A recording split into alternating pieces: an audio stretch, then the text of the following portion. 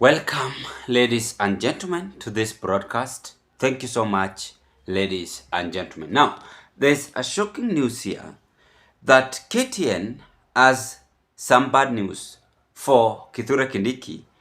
That is the next goose to be cooked, and Raila Odinga is preparing to destroy Kindiki's administration, and he will have him for supper. What do I mean by saying Raila Odinga preparing Kindiki for supper? In other short words, that Kindiki to be removed as DP before 2027. As KTM decided to still do the Lord's work and exposing this shocking and breaking news to the second in command in the Republic of Kenya. Speculation that President William Ruto may be forced to dance to Raila Odinga's tune come 2027, even if it means surrendering the powerful deputy president slot in exchange for ODM support.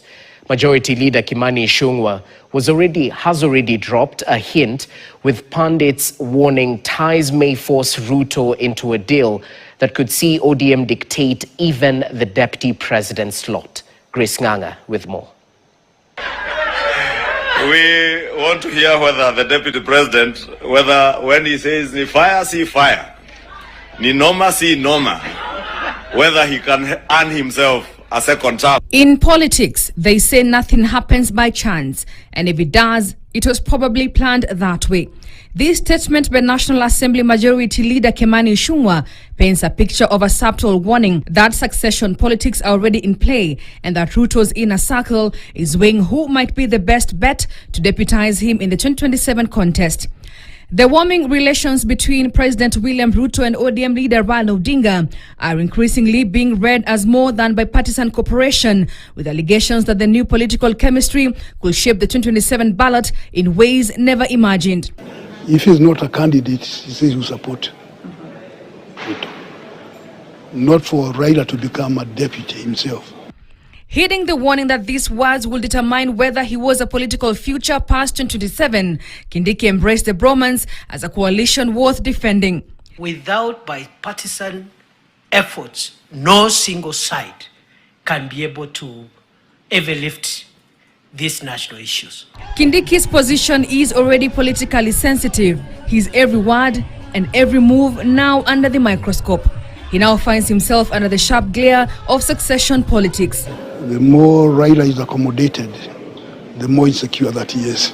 From the reign of Moi Saitoti, to Kibaki Kalonzo, to Uhuru Ruto, and to Ruto Gachagua, the pattern is clear.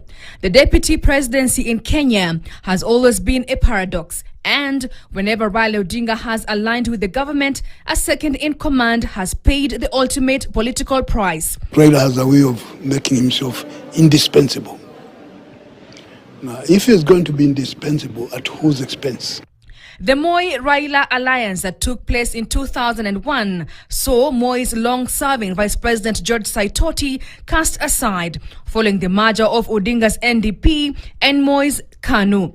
Later in 2008, the Kibaki-Raila National Accord saw the then Vice President Kalonzo Musyoka reduced to a ceremonial role despite holding high office. You could see the two of them trying to fight who is in charge, and Raila always claiming that he has to be consulted. Kalonzo never raised those issues because he was the vice president. But as they say, history repeats itself. A decade later, the 2018 handshake between President Uhuru Kenyatta and Raila Odinga marked the beginning of William Ruto's political isolation.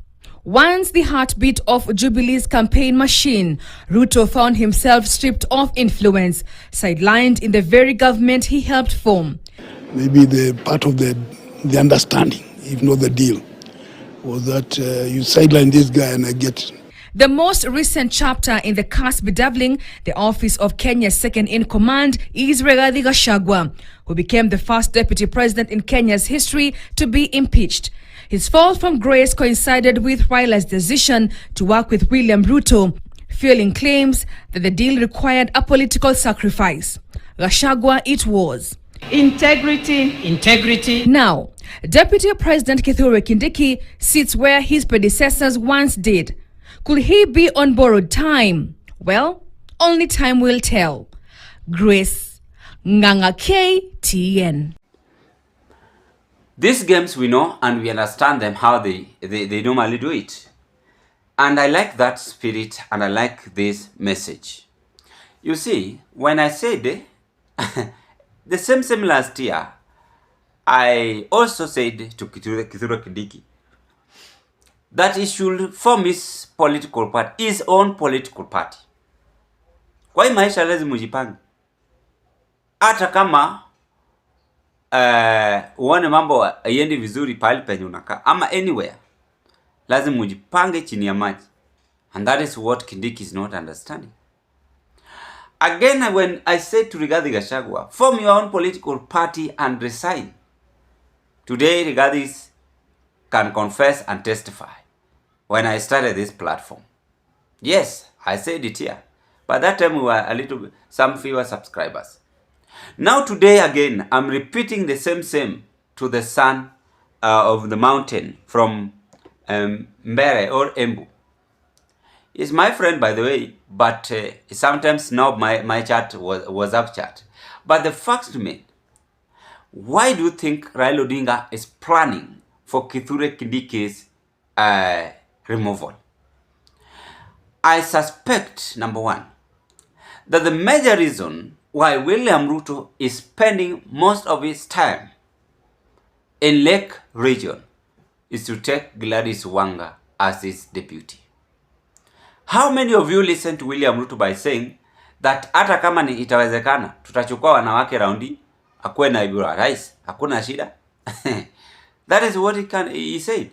And yes, that power, Gladys Wanga can step down for the gubernatorial seat for 2027 and take that position as the DP. Just not for Kenyan's benefit, no. To sacrifice and secure William Ruto's presidency. Because politics, when it's come to politics, it is always well planned, well drafted for any politician to achieve whatever Yoshi wants. I mean, well, it is all about my weighing opinion. Some of you might also come with another opinion. Or might be vice versa. Raila Odinga to become William Ruto's deputy. Just to rescue William Ruto. It might happen. We are not living in Djibouti.